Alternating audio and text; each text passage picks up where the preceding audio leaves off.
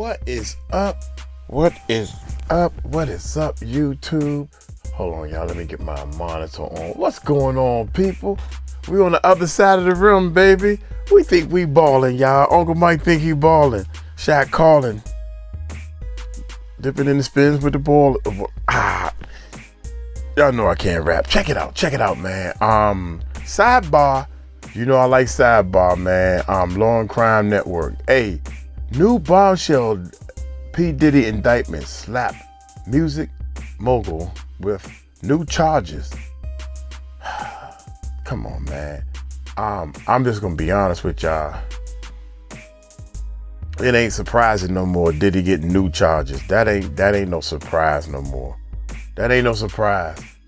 I think after a year of his trial, once his trial starts, it's gonna be a 3-year trial. It's gonna always be new charges. It's gonna be new charges put on him. There are new charges put on Jay-Z also, y'all. That's gonna be in a different video.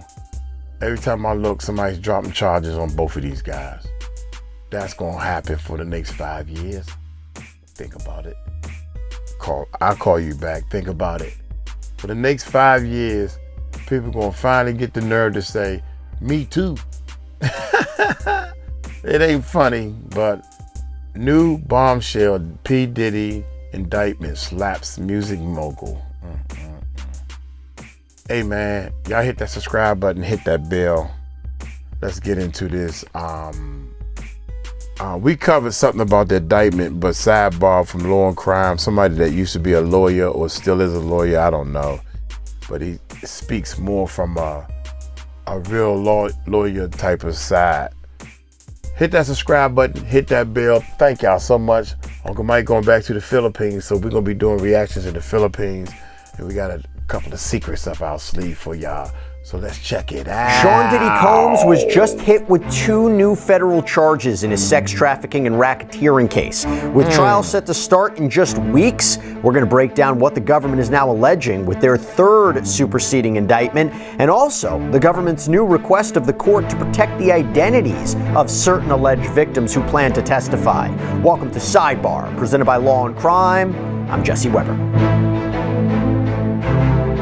We're now essentially a month away from Sean Diddy Combs' trial in New York City, and he has just been hit with a new 3rd superseding indictment. What's new? What's different? Why now? Well, I'll tell you what, there's some significant things that we got to talk about. Now, the main theme doesn't change here. Federal prosecutors from the Southern District of New York have accused him and are continuing to accuse him of essentially running a criminal enterprise that focused on his apparently insatiable sexual appetite. Combs was indicted last fall with 3 counts: racketeering conspiracy, sex trafficking by force, fraud, or coercion, transportation to engage in prostitution. And since the first grand jury indictment came down, we have seen superseding indictments that have changed some of the language, maybe given hints to what evidence or what kind of evidence the prosecution might have against the music mogul. But now we have this 3rd superseding indictment. And this one actually adds 2 new charges and has a little bit of a difference in language. So we're going to break it down. And also we're going to break down the government just filed papers with the court asking to protect the identities of certain alleged victims who plan to testify at trial. Now, to be clear, Combs has always adamantly denied any wrongdoing, the charges, any of the allegations he faces in the numerous civil lawsuits that he faces, and he said he looks forward to his day in court. All right, so I'm not going to do this alone. We have with us friend of the show, former federal prosecutor Nima Rahmani. Nima, so good to see you. Here we Just go. the person I wanted to talk to about this. We have so much to get into. First, though, you got to talk to me about this. Combs scheduled to go to trial in May, next month, May 5th, weeks away, really getting to the wire here. Why file this right now? Let's just start there, the timing of it. Jesse, great to be on as always. And I guess better late than never when it comes to the Department of Justice. But Hold on. Come on, cuz. Don't go with the storybook answer. Don't go with the storybook answer. Let me say this real quick, man. It's a game. Court is a game, like playing chess. And they're letting people know We're going to file this. This is what we have. See, they playing chess. It's almost like, oh man, I can't explain it. Long story short, everybody got to show their cards at one time. What cards you holding in any game? Your football, basketball. Who's your superstar? People coming off the bench, killing it. This is the game they playing. So in other words, boom, we're gonna hit you with this, that, and the third to show you what else we got. We got the tapes, cuz. We're gonna give you something real juicy to let you know we ain't playing, that we found on those tapes. But really, 1 month before trial is late, and that's why accompanying the superseding indictment, the third superseding indictment, is a letter to the court essentially saying, this doesn't change anything. We've already produced the evidence in discovery. We've produced the witness statements, the victim statements under the Jenks Act. So Diddy and his team, they have everything because they know the judge is probably going to give them a hard time for this indictment so close to the trial. Now, we know that Diddy doesn't want to push the trial because he's in custody without bail. But typically, if you go to the grand jury this late, this is a very good excuse and a reason for the defense to ask for a continuance. Absolutely. And I think it would have been granted. I really think it would have been granted. Now, not saying that's what they're going to do here. And I'll get into the defense's response or lack thereof, which I think is interesting. But now I want to get into the indictment. So, first of all, this new indictment makes the same overall claim. Quote, for decades, the defendant abused, threatened, and coerced women and others around him to fulfill his sexual desires, protect his reputation, and conceal his conduct. And a prior superseding indictment updated the date range for the allegations against Combs, pushing it back from 2008 to 2004, claiming that between 2004 and 2024 is what's referred to as Combs' enterprise committed various crimes like arson, kidnapping, drug possession. And to convict Combs on the racketeering charge, the government is relying on trying to prove these underlying crimes that were committed in furtherance of the enterprise. Hey everybody, this is a law and crime legal alert. Did you know that children are being diagnosed with serious substantive changes to the charged offenses? What this is about lays out the three big differences in this new filing. Okay, quote, here we go. The third superseding indictment contains three substantive changes to the charged offenses. First, count 4, which is, by the way, a new count. Count 4 charges an additional substantive count of sex trafficking by force, fraud, or coercion with respect to victim 2. Victim 2 was previously identified as a victim of sex trafficking in count 1 of the second superseding indictment. And if you look at count 1 in the second superseding indictment, which is racketeering conspiracy, it reads in part, Combs then used force, threats of force, and coercion to cause victims, including but not limited to 3 female victims, victim 1, victim 2, and victim 3, to engage in commercial sex acts. In connection with the commercial sex acts, Combs provided the victims with, among other things, monetary payments, career opportunities, and payment of rent and housing expenses. Okay, so again, that was count 1 in the second superseding indictment. But now, Combs is facing a new individual sex trafficking charge against victim 2. And it reads, quote, from at least in or about 2021 up to and including in or about 2024 in the Southern District of New York and elsewhere, Sean Combs, and then it says, recruited, enticed, harbored, transported, and maintained victim 2 and attempted, aided, and abetted, and willfully caused victim 2 to engage in commercial sex acts, knowing and in reckless disregard for the fact that victim 2 was engaging in commercial sex acts as a result of force, fraud, and coercion. Nima, why do this? Why create this separate charge for victim 2? Dude. Jesse, the reason you want to create a separate charge for victim 2 is because you have that and language. And again, I'm not saying this is highly likely, but it's a possibility. The government's saying that Diddy sex trafficked victim 1, 2, and 3. Well, for some reason, the jurors think that Diddy sex trafficked 3, but not 2. You're going to get a not guilty on that count. So they separated it out, really out of an abundance of caution. So Can I just stop you right there? What happens if the jury selection, jury instructions, jury, even though it says victims 1, 2, and 3 in this racketeering count, if you find that he sex trafficked either 1 or 2 or 3, he's still guilty of it. Couldn't they say that? Or you need this separate charge? You can absolutely address this issue in the verdict form. It doesn't necessarily need to be split up in the indictment. For some reason, maybe there was just a different story with respect to victim 2. Victim 1, we all believe, or at least I believe, is Cassie Ventura, right? That's fair. That's fair. Yep. I think, and then victims 2, 3, and 4 now, or witness 4, who's going to testify. We don't know who they are, and we're going to talk about it. I'm sure they want to remain anonymous, or at least be identified by just their initials. So, to the extent that victim 2 has a different story than Cassie Ventura, obviously Cassie Ventura was in a long-term relationship with Combs, spanning more than a decade. We've all seen the video from the hotel here in Los Angeles that CNN was able to obtain. Probably victim 2 has a different sex trafficking story, and I think that's why the government, out an abundance of caution, wanted to separate her out. Let's say she or he was a commercial sex worker. It's a she. She was a commercial sex worker and wasn't necessarily someone that Combs was in a long-term relationship with. Maybe better just to separate her story out so she can tell it, and it's not. And in order to get a conviction against them, why not include this at the second superseding indictment? I mean, they could have made that a separate charge. Why wait for this one? Was there additional evidence that they looked back on and said, maybe we weren't as clear as we could be? Why not just do it? I think it was at the beginning of March when the second one came out. I think that's probably it. They're preparing for trial, and they're saying, you know what, maybe we pled this in a way that we shouldn't have.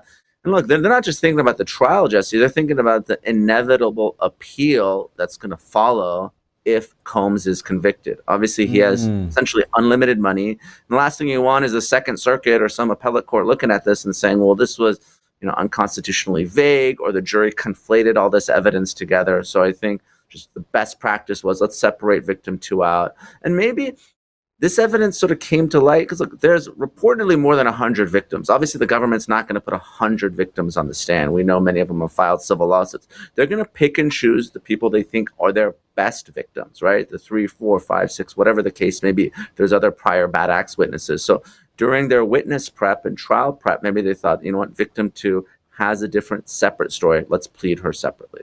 I think that's a really, really good point that you make there, and that makes sense to me. So now let's go into the second difference in this new grand jury indictment. So the prosecution's letter reads, quote, second, count 1 has been amended to include a second special sentencing factor related to the new sex trafficking offense charged in count 4. So buried in the indictment is some new information about special sentencing factors. And in the second superseding indictment, this section contained only one part. Now, in the third indictment, it has 2.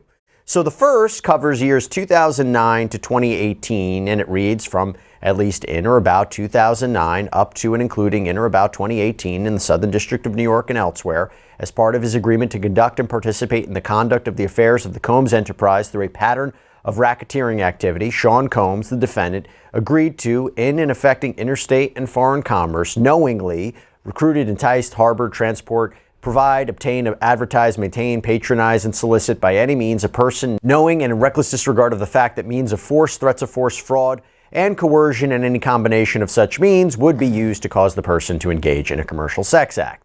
A lot of words to basically say Combs knew that people were allegedly being recruited and sometimes coerced into performing these commercial sex acts. This was intentional, right?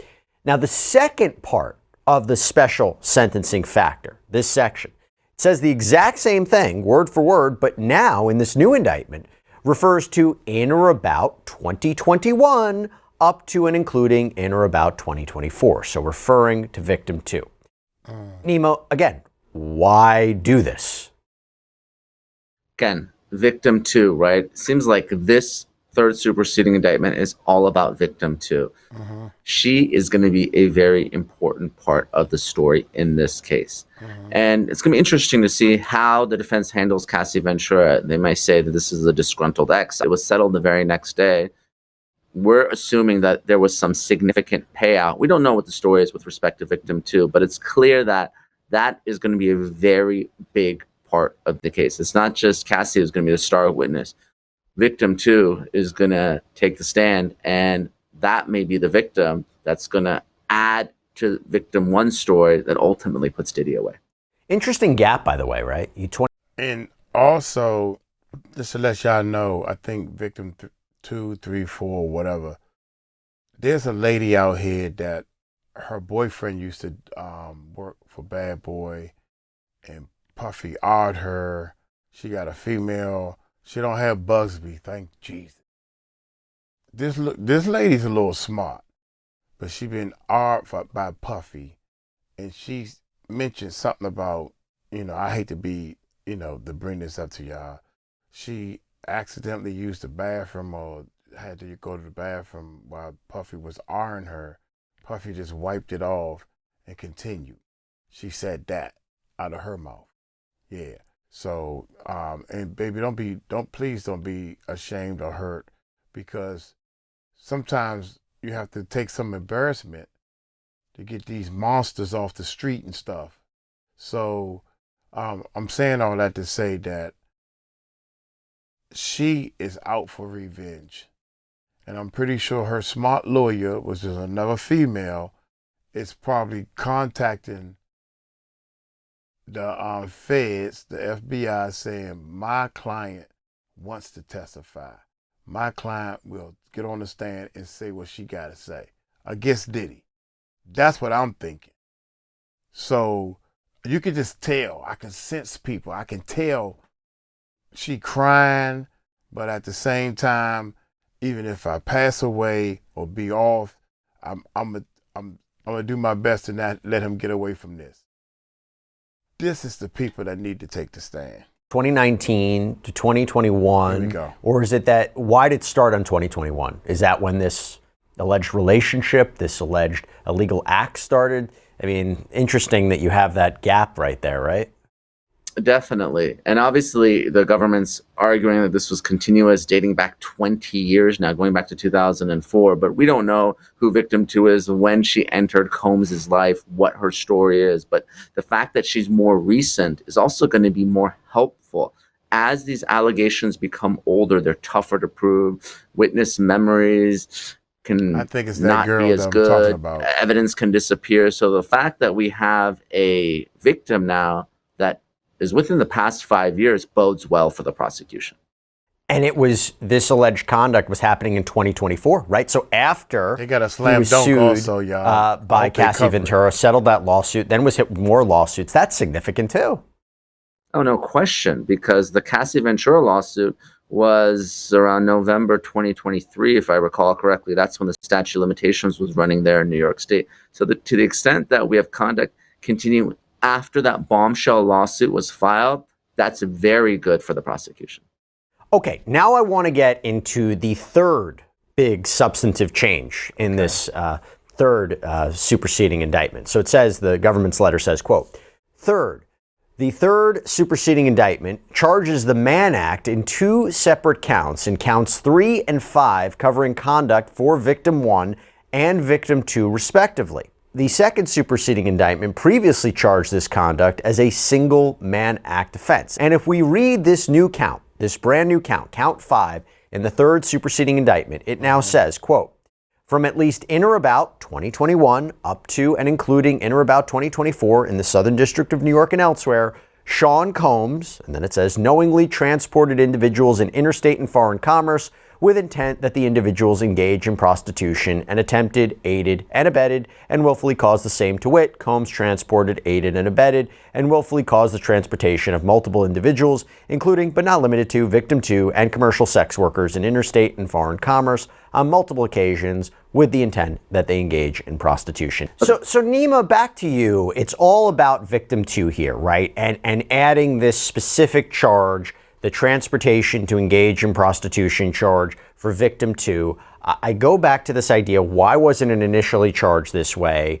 And it's significant that they do this, and it makes me wonder, if they're making the change this late in the game, does it potentially show a weakness in their case, or a weakness on how they're going to present this to the jury? Well, Jesse, it's the same reason, like you said, the reason the sex trafficking of victim 2 was put in a separate count. Now, victim 2, whether it's a different story, whether it's a different timetable, maybe Cassie's sex trafficking or the prostitution stopped at 2019 and they want to pick it back up in 2021. For whatever reason, the government thinks that those stories should be told separately in separate counts, and that's going to be part and parcel of their strategy in this case. I don't necessarily think it shows weakness. I think there's plenty of individuals that are going to tell similar stories of physical and sexual violence, but for some reason, this is just a different chapter in the same book. Man, okay, so let me ask you this. Now that I'm going to go to a different change that I don't quite understand. Here we go. On the face of it. So the government writes in their letter to the court, in addition, the language of count 1 contains 2 non-substantive changes clarifying that the defendant kidnapped and carried and displayed a firearm to female victim, and that the defendant dangled a female victim over an apartment balcony. Let me explain that a little bit more.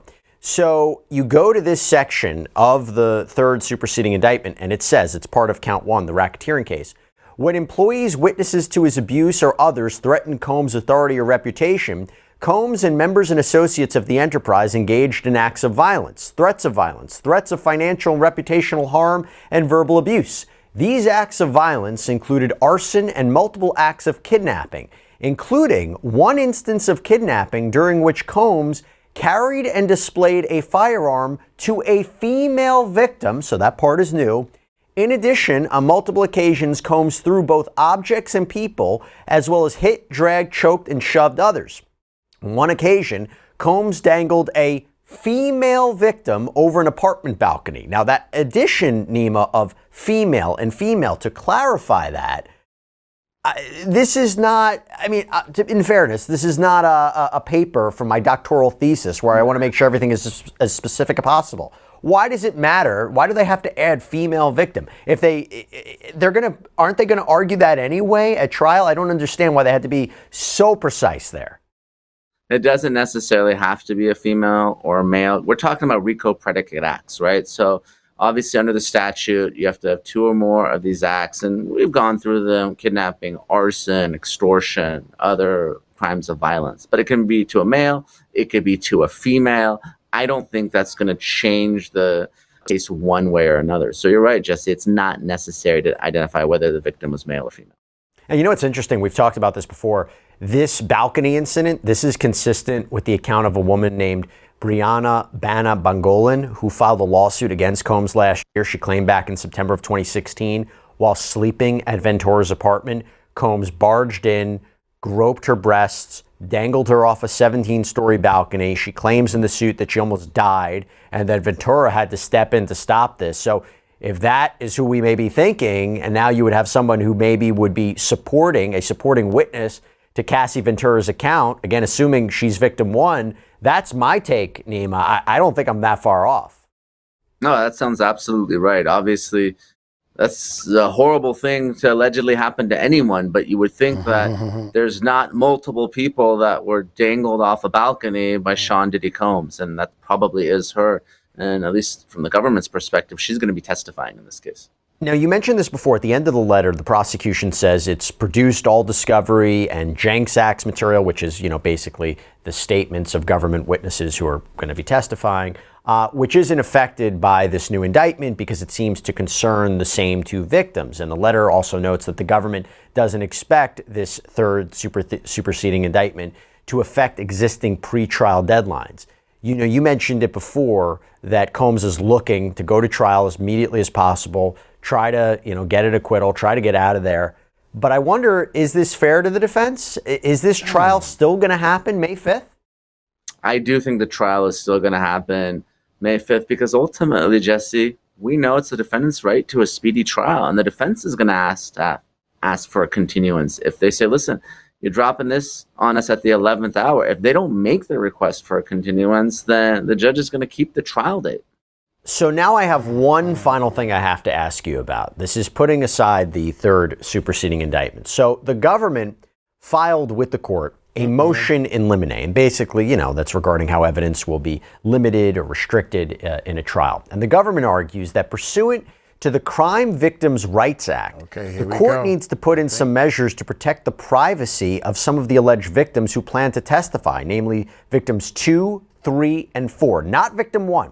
The prosecutors indicated that victim 1, again, who we believe to be Cassandra Ventura, is prepared to testify under her own name, revealing herself. But essentially, with regard to the other victims, they're arguing that they should be referred to by pseudonyms, that the defense can't elicit personally identifiable details of them when they have an opportunity to cross-examine these witnesses, that the court seal certain exhibits to protect their identities. And really what the prosecutors highlighted was that their testimony is going to be extremely sensitive and personal. I mean, think about what they're going to be testifying to, and that this will cause them embarrassment and anxiety and social stigma if their identities are revealed, both for them and their families. And the prosecution supports that with a legal argument. For example, they say the confrontation clause may guarantee defendants a right to cross-examine and confront their witnesses or confront the government's witnesses, but it's not absolute.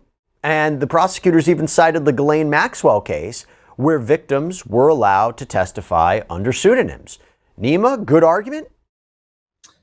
It's an okay argument, and it's really up to the discretion of Judge Subramanian, but there's a presumption that trials in this country are public and they're accessible to the public, and really testifying under a pseudonym or filing documents under seal, that's the exception rather than the rule.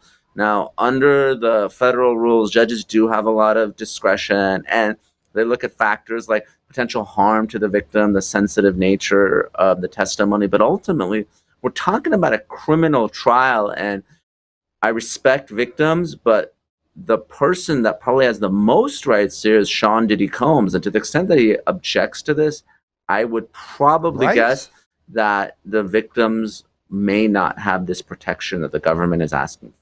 Why does the defense need to know this? I mean, they know who these people are. Why do they want them to not have to testify under pseudonyms? Why does that affect their case?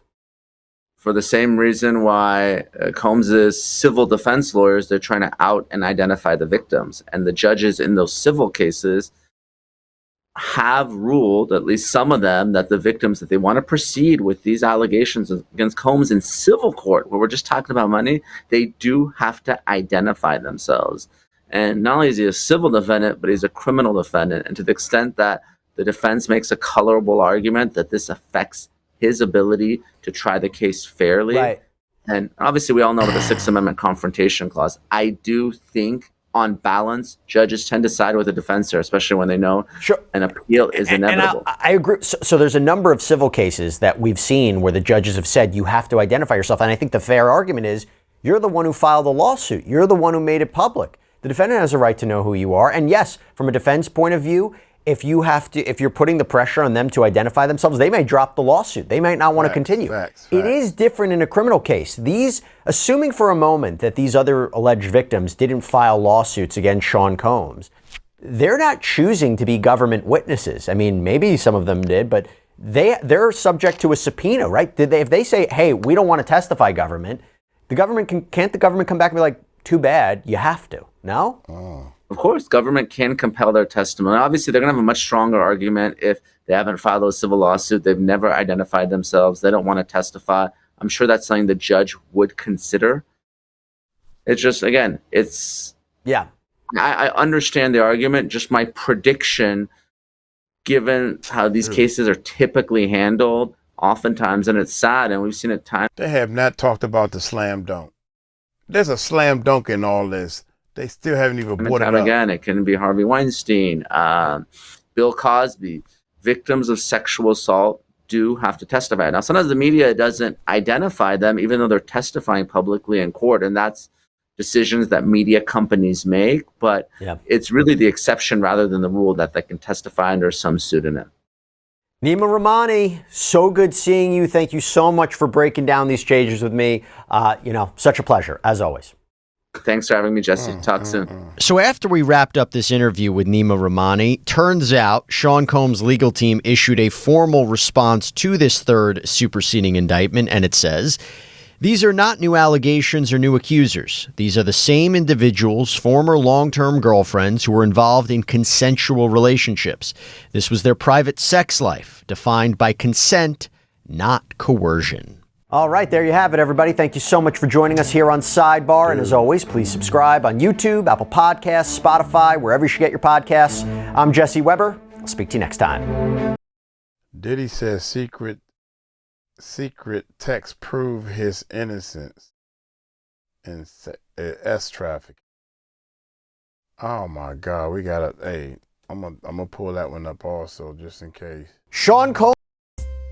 We've been behind. Been behind. But dude, this new filing, they skipped. They have the exact drugs in this new court filing that Diddy used, that he may have mixed with this baby oil. I'm sorry, y'all, my camera goes. I gotta change the timing of the camera. He may have mixed it with the baby oil, and there's a list of drugs that Diddy had that he ain't had no business having. Ain't like you can buy aspirin over the counter, right? So what I'm saying is, they found some serious drugs in people's body. This is how they found them. These people have did, I don't know, whatever you go, these people went to the doctor, man. They went to the doctor and they went and got some tests done and said, this was in your system, this was in your system. And one lady, because it was on the live stream I got the information from, she's a nurse, and she said, we use that in the ICU. You can't get that stuff. That's why I keep calling it the horse tranquilizer. Cause see, Diddy had that baby oil. Cause this stuff that he got a chemist or somebody to mix these formulas together. And then you gotta cut it with the baby oil. So when you put it on somebody's skin, it's lights out. Then you got another formula that you mix with, you can put it in a little bit of somebody's drink. Probably, I don't know, could have been the same formula if you drink it. But you gotta use it, you gotta be able to cut this stuff, man. This stuff is strong. It's very strong. So, they didn't say nothing about that. This is in the court orders now. This is in the paperwork. Diddy, can you explain how these people got these substances in their body? And then I started looking up what these substances do to people, man. Come on, dog. And I thought I was one of the dumb people. So I had to make sure I try to do the right thing, because I thought everybody else was just easily doing the right thing. Y'all let me know what y'all think. Let me know if some of these drugs, I looked up the drugs, ketamine or something like that. Look that stuff up. Find the documents of what kind of drugs these people had in their body, and they ain't never been to no hospital. I'm out of here, man. Hey, y'all take it light, take it slow. Tell them Uncle Mike told you so. Peace out.